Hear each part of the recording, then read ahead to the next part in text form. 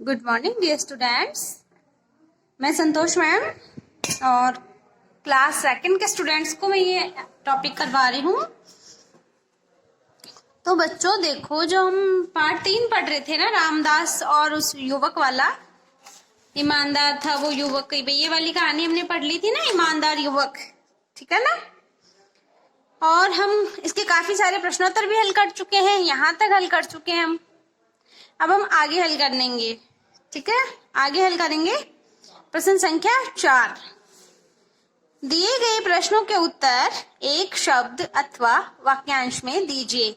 कि यानी जो प्रश्न दे रखे हैं इनके उत्तर हमें कैसे देने हैं, या तो एक शब्द में या एक वाक्यांश में देने, यानी थोड़ा छोटे या थोड़ा सा बड़ा। तो हमारा पहला प्रश्न है कि रामदास का व्यापार कैसा था। यही है पहला प्रश्न, रामदास का व्यापार कैसा था।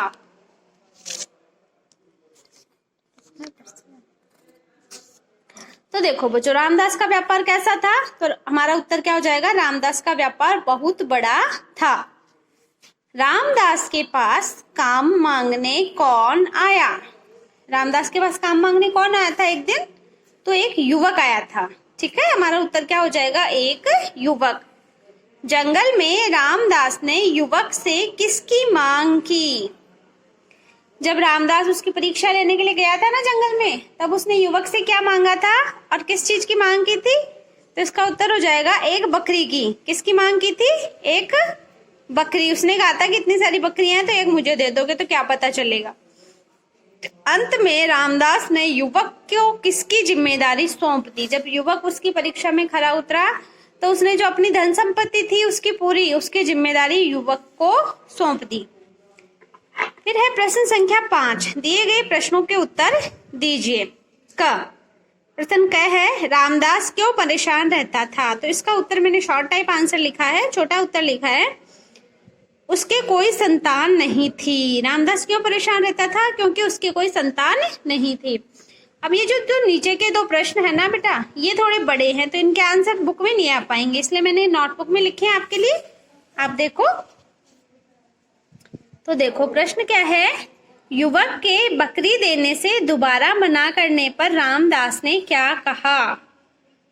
तो इसका उत्तर हो जाएगा, रामदास ने कहा कि यदि इतनी बकरियों में से एक कम भी हो जाएगी तो तुम्हारे मालिक को कुछ पता नहीं चलेगा।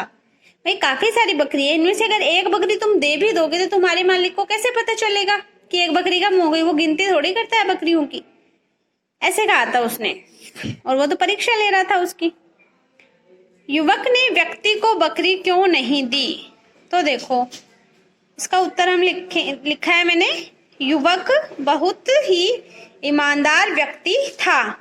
उसका मानना था कि भगवान सब देखता है, इसलिए मुझे भी देख रहा है, इसलिए मैं कोई भी गलत काम नहीं करूंगा। देखो वो युवक था, वो ईमानदार व्यक्ति था। अगर मैं पूरा लिखूंगी तो काफी बड़ा हो जाएगा, इसलिए इतना लिखा है कि आपके समझ में भी आ जाएगा आसानी से। और युवक का मानना यह था कि भले ही मालिक मुझे ना देखे, लेकिन जो सारी दुनिया का मालिक है भगवान, वो तो मुझे देखता है, इसलिए मैं कोई भी गलत काम नहीं करूंगा, इसलिए उसने उसको बकरी नहीं दी। आई बात समझ में बच्चों आपको। तो जो पहला प्रश्न है वो तो मैंने बुक में ही करवा दिया था आपको, और उसका उत्तर भी बहुत छोटा था। ये जो दो प्रश्न है थोड़े बड़े थे, ये मैंने नोटबुक में करवा दिए हैं। अब आपको मैं साथ में पिक भी सेंड कर देते हैं हम वीडियो के साथ साथ, तो उसमें आप देख लेना, और वीडियो को रोक के बार बार अच्छे से देखोगे तो इनके आंसर्स आपको समझ में आ जाएंगे, याद भी हो जाएंगे, ठीक है बच्चों। और आज का जो आपका होमवर्क है वो ये है, प्रश्न संख्या 4 आपका होमवर्क है कि दिए गए प्रश्नों के उत्तर एक शब्द अथवा वाक्यांश में दीजिए। तो ये चारों प्रश्न, पहले प्रश्न लिखना है फिर उसका उत्तर लिखना है। इस तरह आपको ये लिखने हैं, जैसे बुक में दे रखे वैसे नहीं लिखने हैं, जैसे नोटबुक में मैंने अभी बताए थे उस तरीके से लिखने हैं, ठीक है। Okay, good bye everyone, take care.